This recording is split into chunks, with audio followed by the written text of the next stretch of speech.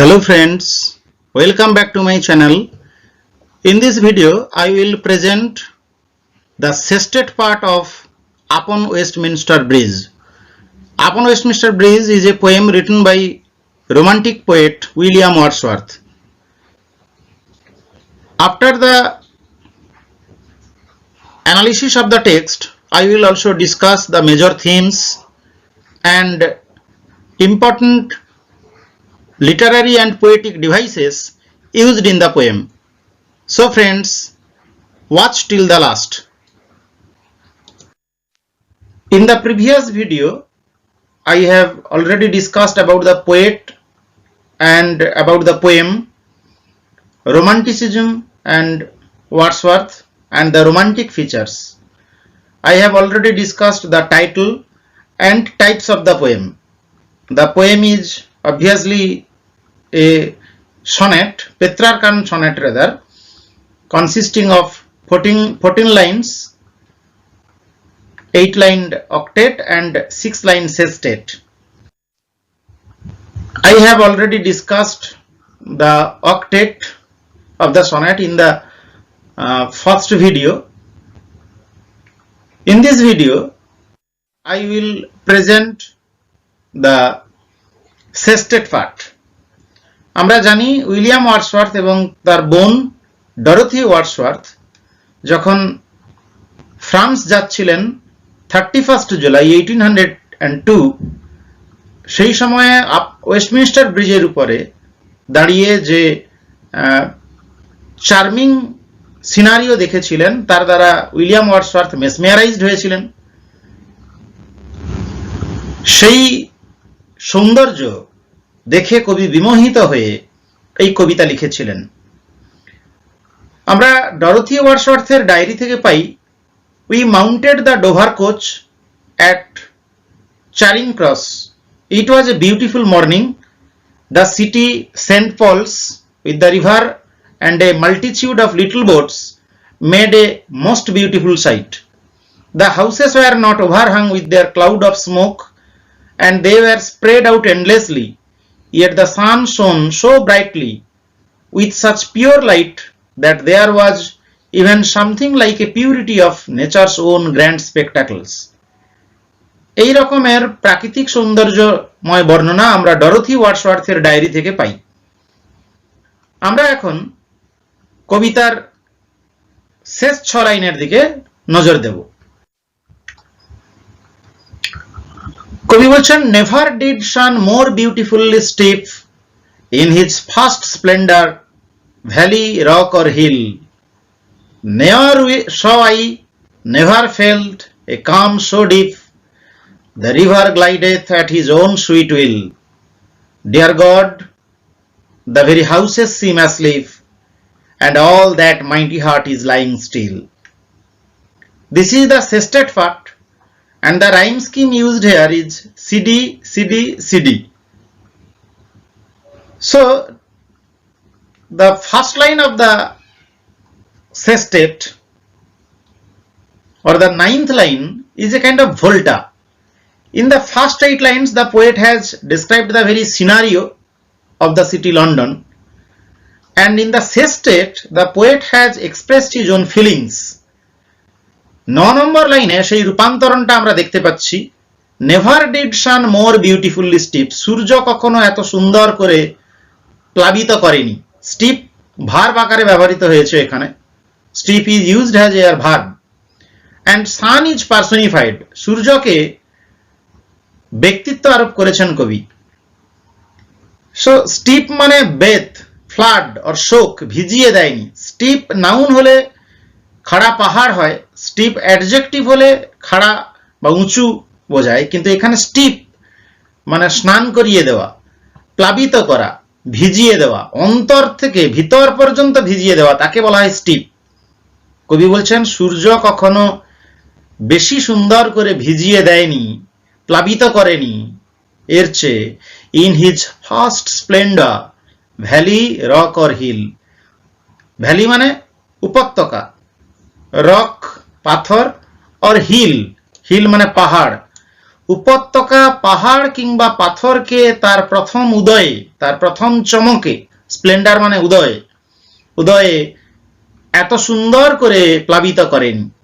অর্থাৎ লন্ডন শহরের উপরে যে আর্লি মর্নিং এর বিউটি তিনি দেখলেন, তারপরে যে সেস্টেটে তিনি যে কথাগুলো বলছেন, এটা কিন্তু এক্সাজারেশনের উদাহরণ। আমরা প্রথম লাইনেই হাইপারবোল বা এক্সাজারেশন, অতিরঞ্জন পেয়েছিলাম, এখানেও অতিরঞ্জন পেলাম। আবার ঠিক এই 9 নম্বর লাইনে, নবম লাইনে আমরা হাইপারবেটন পাচ্ছি। হাইপারবেটন হচ্ছে এক ধরনের অলংকার যেখানে ইনভার্সন অর্ডার অফ ওয়ার্ডস হয়। এটা আমরা dull would he be of soul who could pass by, এই লাইনেও পেয়েছিলাম হাইপারবেটন। অর্থাৎ কবি বলছেন sun never steeped more beautifully. Did, এই অক্সিলিয়ারি প্রয়োগগুলো আলাদা করে কবি এমফেসিস দেওয়ার জন্য, জোর দেওয়ার জন্য ব্যবহার করেছেন। সূর্য কখনো, এই কখনোর উপরে তিনি জোর দিয়েছেন। কখনোই সূর্য বেশি সুন্দরভাবে প্লাবিত করেনি তার প্রথম উদয়ে। অর্থাৎ সূর্যোদয় এখানে যেন একটা আলাদা মাত্রা পাচ্ছে। ফলে এই জায়গায় এই কবিতা একটা এক্সেপশনাল পোয়েম, যে ভ্যালি, রক অর হিল, আমরা জানি এই প্রাকৃতিক উপাদানগুলোতে বেশি পরিমাণে সূর্যোদয়ের একটা প্রভাব থাকে, কিন্তু কবি বলছেন এই লন্ডন শহরের early morning beauty is much impressive and much splendid, বেশি চমৎকার। এবং এই যে হাইপারবেটন বা অ্যানাস্ট্রফি বলা হচ্ছে, inversion of order of words or inflection, only stress the unexpectedness of the situation. আসলে কবি তো প্রত্যাশা করেনি যে এমন দৃশ্য দেখবেন, তাই এই অপ্রত্যাশিত অবস্থার উপর জোর দিয়েছে never did sun more beautifully steep, এই হাইপারবেটনের use. Splendour, splendour means radiance or grandeur, তার প্রথম উদয়ে। Valley means plain area in the hills, পাহাড়ি, দুটো পাহাড় বা পর্বতের মধ্যবর্তী সমতল ভূমিকে ভ্যালি বলা হয়। অ্যান্ড রক মিনস পাথর, পিস অফ স্টোন। ফলে পাথরে, পাহাড়ে কিংবা উপত্যকায় এত দ্যুতি বা জ্যোতি সূর্য তার প্রথম উদয়ে কখনোই দেখায় না, কখনো প্লাবিত করে না, এমন ভাবে ভিজিয়ে দেয় না। আসলে the beauty of the early morning is as if A cloth or blanket or dress, যেটা কিনা লন্ডন শহরকে মুড়ে দিয়েছে, লন্ডন শহরকে ঘিরে দিয়েছে। এইভাবে সূর্য তার প্রথম উদয়ে নাকি কখনোই এমন এর চেয়ে বেশি সুন্দর করে উপত্যকা, পাহাড় বা পাথরকে ভিজিয়ে দেয়নি। আসলে এটি একটি অতিরঞ্জনের উদাহরণ বা হাইপারবোলের উদাহরণ। নেভার শো আই, নেয়ার, নেয়ার means never, never saw I, কবি বলছেন কখনোই দেখিনি আমি। নেভার ফেল্ট, কখনো অনুভব করিনি। এখানেও ঠিক সেই একইভাবে এক্সাজারেশন রয়েছে, হাইপারবোল রয়েছে, অতিরঞ্জন রয়েছে।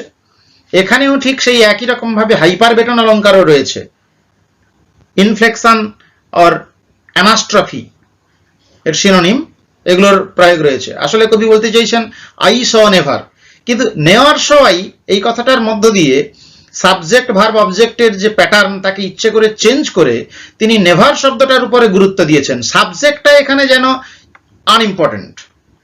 এই আই বা যে কোনো ব্যক্তি কখনো দেখতে পাবে না, কখনো দেখিনি আমি, কখনো অনুভব করিনি, এ কাম সো ডিপ। ফলে এই কবিতা হচ্ছে সাবজেক্টিভ কবিতা। কবি এখানে যেন প্রোফাউন্ড ট্রাঙ্কুইলিটি ফিল করছেন।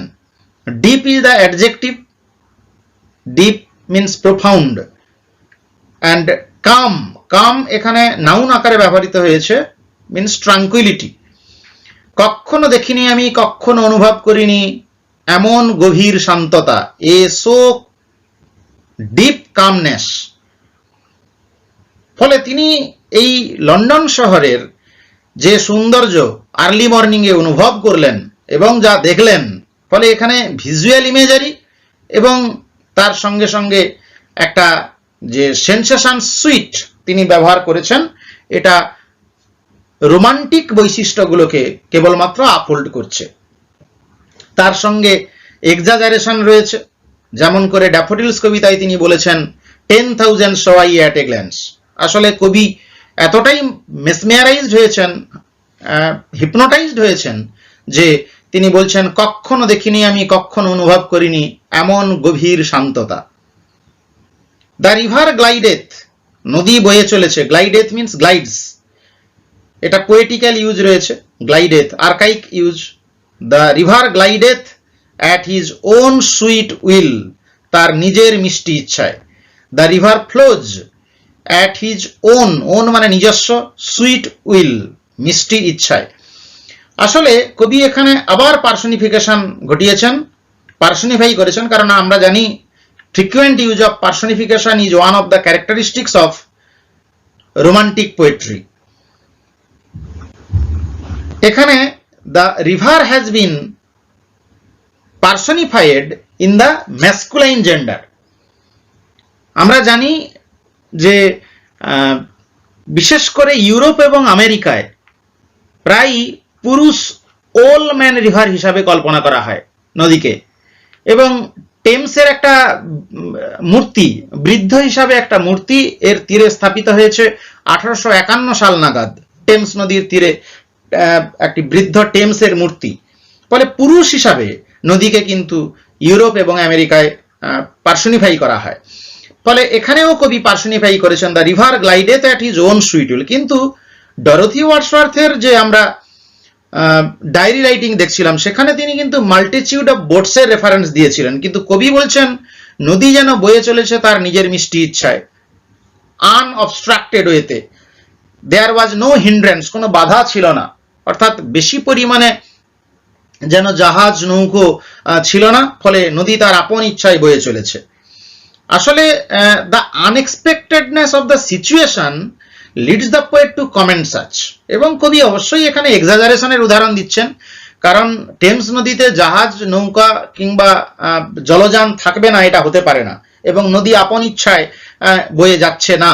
আসলে তিনি রোমান্টিক কবি, সেকেন্ডারি ইমাজিনেশনের সাহায্য নিয়ে এইভাবে রোমান্টিসাইজ করেছেন লন্ডন শহরকে। আসলে তিনি এই সকালের সৌন্দর্য দেখে এতটাই বিমোহিত হয়েছিলেন যে তিনি মনে করছিলেন লন্ডন শহরের শহুরে বৈশিষ্ট্যগুলো প্রকৃতির নিস্তব্ধতা, প্রকৃতির সৌন্দর্যের সঙ্গে একাত্ম হয়ে গেছে। এবং কবি এতটাই আনন্দিত, উল্লসিত, উচ্ছ্বসিত যে তিনি বলছেন dear God, this is an example of apostrophe. ঈশ্বরকে সম্বোধন করে বলছেন dear God, the very houses seem asleep, গৃহগুলোকে যেন ঘুমন্ত অবস্থায় দেখাচ্ছে। আসলে ঘরগুলো এখানে ঘুমিয়ে নেই, যেন আসলে তিনি বলছেন ঘরগুলো ঘুমিয়ে রয়েছে, the very houses seem asleep. আসলে ঘরগুলো ঘুমিয়ে নেই, ঘরের বাসিন্দারা ঘুমিয়ে রয়েছে। এখানে houses refers to the inhabitants of the house, ঘরের অধিবাসীদের বোঝানো হয়েছে ঘর বলতে, অর্থাৎ এখানে মিটোনিমি অলঙ্কার ব্যবহার করা হয়েছে। Houses stand for the inhabitants of the house. এখানে পার্সনিফিকেশনের উদাহরণ রয়েছে, ঘরগুলোকে যেন ব্যক্তিত্ব আরোপ করে কবি বলছেন ঘরগুলো ঘুমোচ্ছে। এখানে পার্সনিফিকেশন অলঙ্কারও রয়েছে, মিটোনিমি অলঙ্কার রয়েছে। আসলে কবি বলতে চাইছেন the domestic activities R yet to start, অর্থাৎ যে দৈনন্দিন যে ক্রিয়াকলাপ, ঘরের যে কাজকর্ম, রান্নাবান্না, সেগুলো এখনো পর্যন্ত শুরু হয়নি। ঘরগুলো যেন ঘুমিয়ে রয়েছে বলে মনে হচ্ছে। And all that mighty heart is lying still. Mighty means powerful, enormous. Heart, heart মানে হৃৎপিণ্ড। একে মাইটি হার্ট কেন বলা হয়েছে? As if the heart of a giant, যেন দৈত্যের একটা হৃৎপিণ্ড তখনো পর্যন্ত শুয়ে রয়েছে, এখনো পর্যন্ত। স্টিল মানে তখনো, এখনো পর্যন্ত শুয়ে রয়েছে। ফলে মাইটি হার্ট বলতে এখানে কিন্তু লন্ডন শহরকে বোঝানো হচ্ছে। মাইটি heart refers to the city London.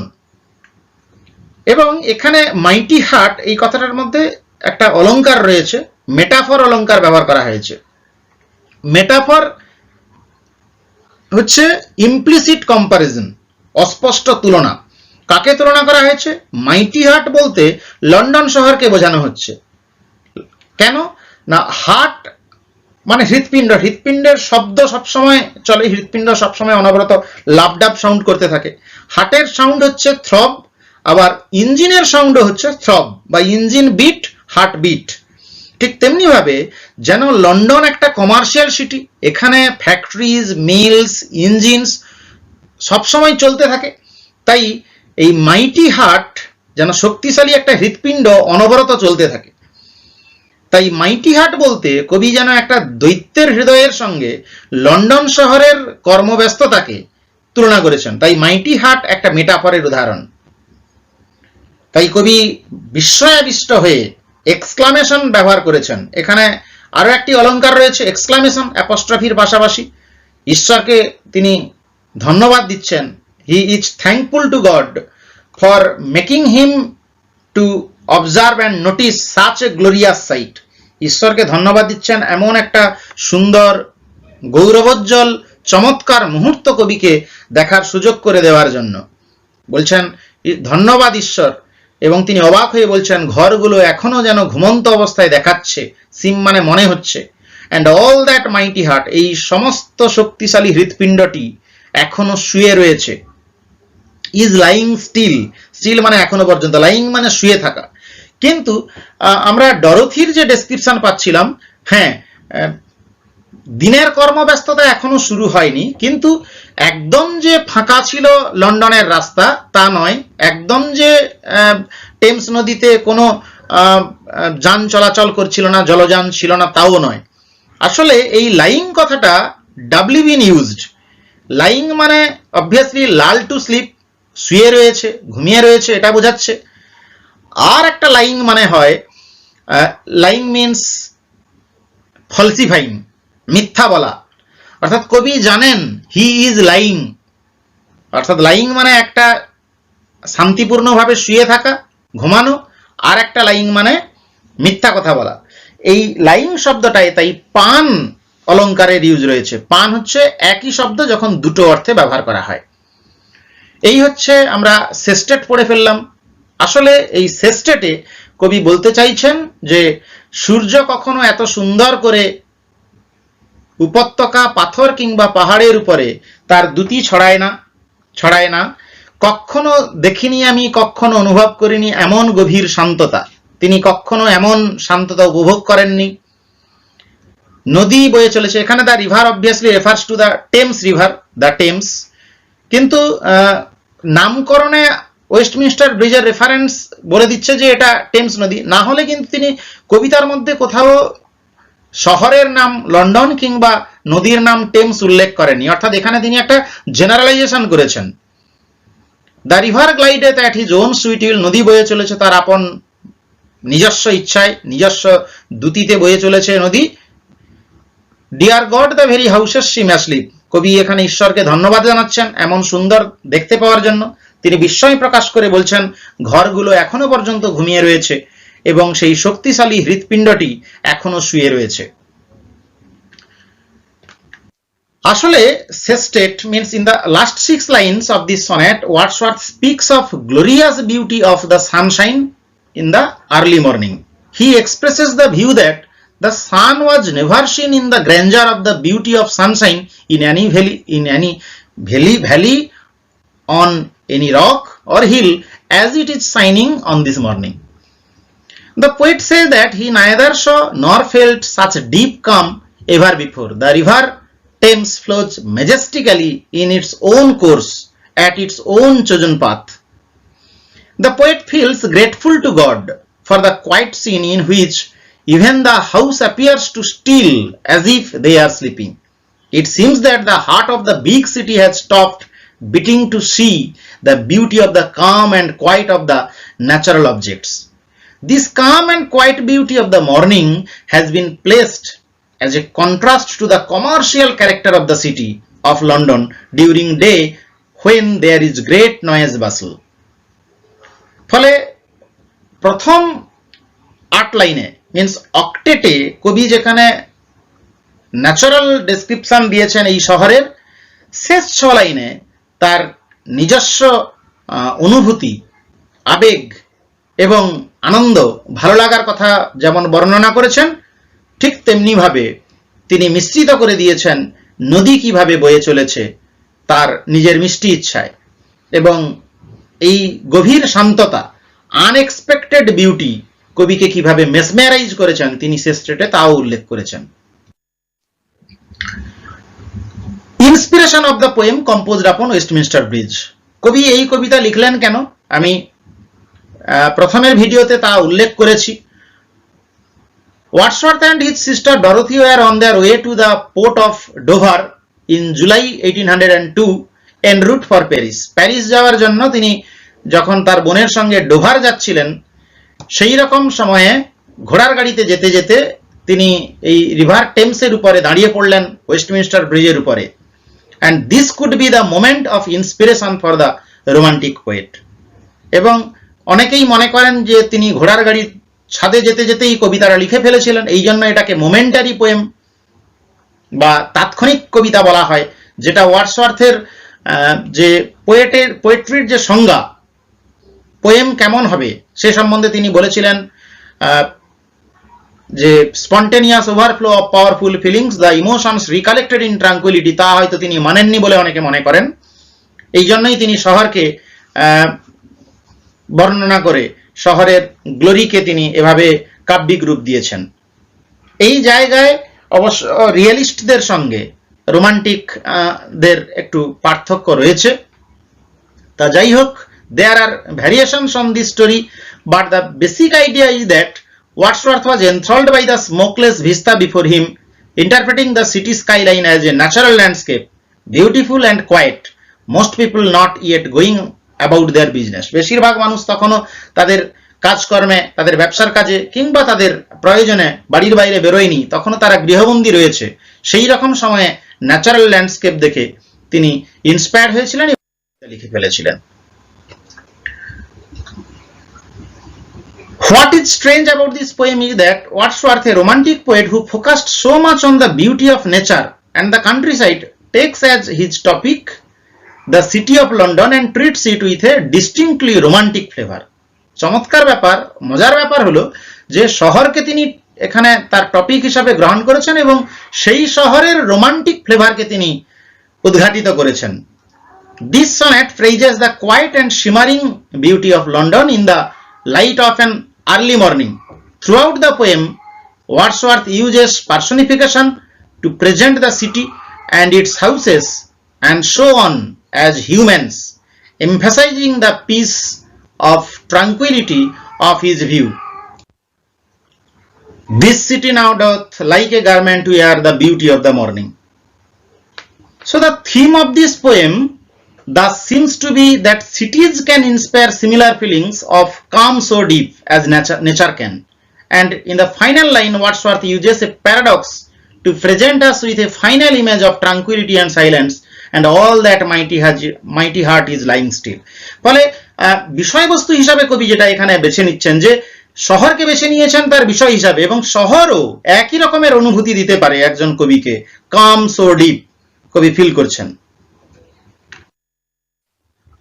Popularity of composed আপন ওয়েস্টমিনস্টার ব্রিজ। ফলে এটা একটা বিখ্যাত কবিতা, অবভিয়াসলি পপুলার পোয়েম, এবং শহরের যে ন্যাচারাল বিউটি সেটাকে কবি এখানে এক্সপ্লোর করেছেন। This poem also is a representative of nature, কারণ এখানে বারবার করে বলছি যে this poem is an expression of wonder, this poem is an expression of unexpectedness. The poem begins with a phenomenal view of the London city and the river Thames.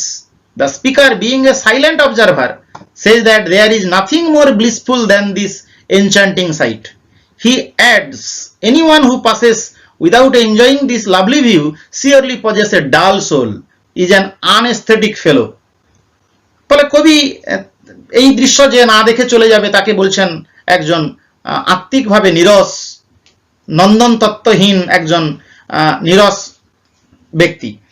অর্থাৎ এই যে pollution free environment, smokeless city, যেটা কবিকে একদম চরমভাবে সম্মোহিত করেছিল। আসলে এখানেও যদিও তিনি শহরকে উপস্থাপিত করছেন, কিন্তু সেই শহরের মধ্যে প্রকৃতিকে তিনি উদ্ঘাটন করেছেন, প্রকৃতিকে তিনি খুঁজে পেয়েছেন।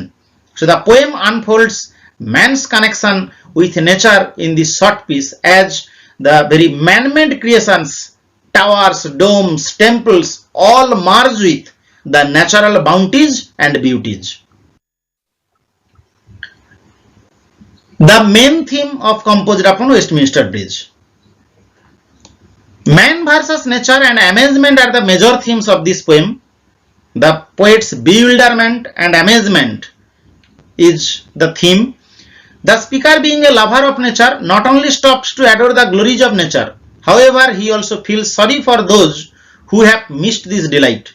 He catches these wonders early in the morning when the world is at rest and there is no hustle or bustle around.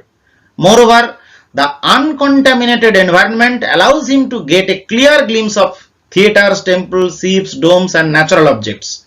While venturing out to take in that special atmosphere, he says that he has never felt so much calm in his life before. So the unexpectedness of the situation has mesmerized the poet.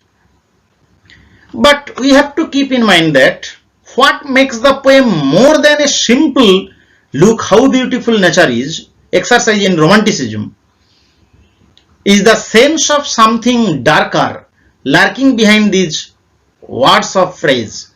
The river glighteth at his own sweet will now, but once London wakes from its slumber, this gentle calm will be disrupted by man-made activity. ফলে কবি সচেতন, কবি ভালো করেই জানেন যে এই সৌন্দর্য ক্ষণিকের, this is the fleeting beauty, and the activities, the daily activities, domestic activities, and the engines, mills, factories will obviously mar the very natural bounties and beauties of this city.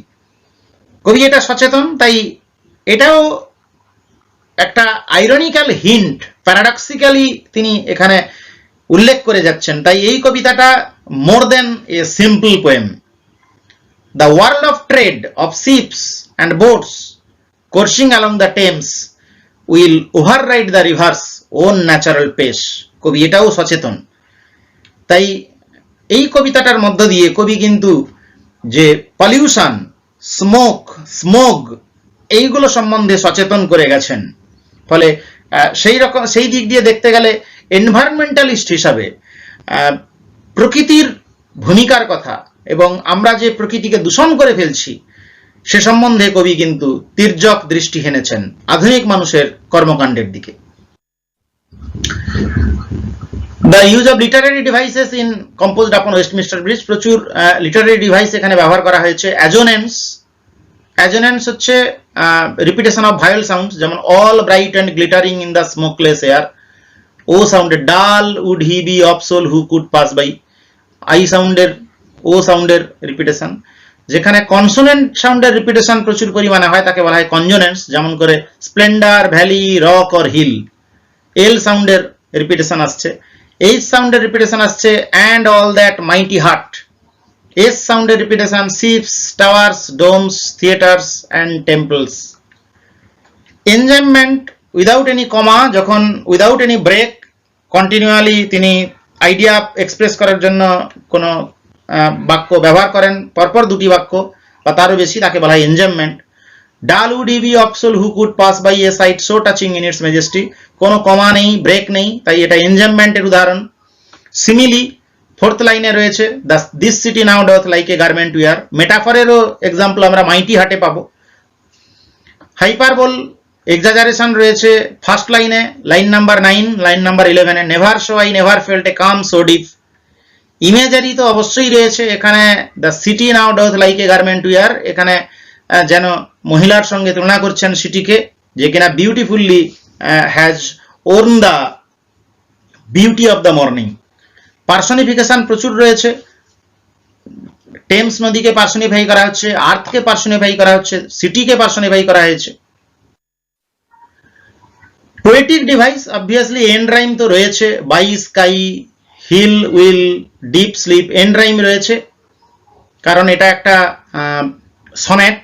ফলে সনেট যেহেতু, ফলে আমরা এখানে যে rhyme স্কিমটা পাচ্ছি এ BBA, এ BBA, CD, CD, CD, এটা একটা typical Petrarchan or Italian sonnet.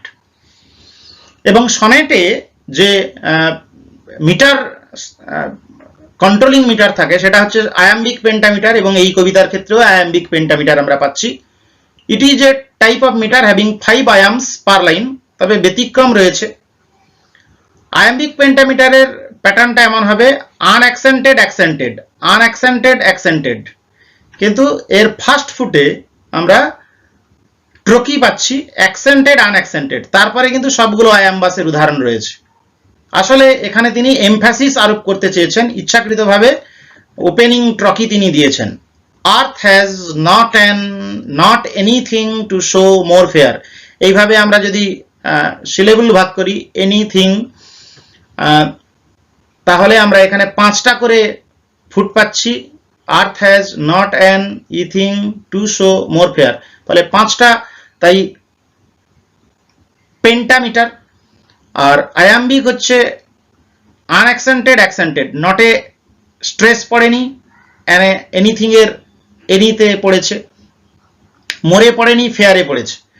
এবং লাস্ট লাইনটা আবার দেখাচ্ছি আমি, লাস্ট লাইনটা হচ্ছে পিওর আয়াম্বিক পেন্টামিটারের উদাহরণ।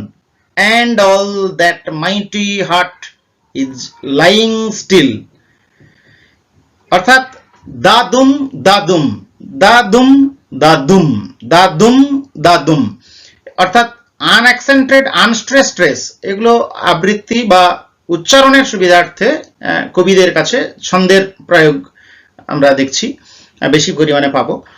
এভাবে আয়াম্বিক পেন্টামিটারে গোটা সনেটটাই লেখা, এটা ডমিন্যান্ট রাইম এখানে, তবে কোথাও কোথাও স্পন্ডি রয়েছে, স্পন্ডি মানে দুটো অ্যাকসেন্টেড ফুট রয়েছে, এবং কোথাও কোথাও ব্যতিক্রমী হিসাবে ট্রকির উদাহরণ বা ট্রোকাইক ফুটও রয়েছে। এই হচ্ছে এখানের পোয়েটিক ডিভাইস, এবং আমরা থিম আলোচনা করলাম। So friends, if this video is helpful to you, please subscribe my channel and obviously comment, share and like to get the more videos. Thank you again.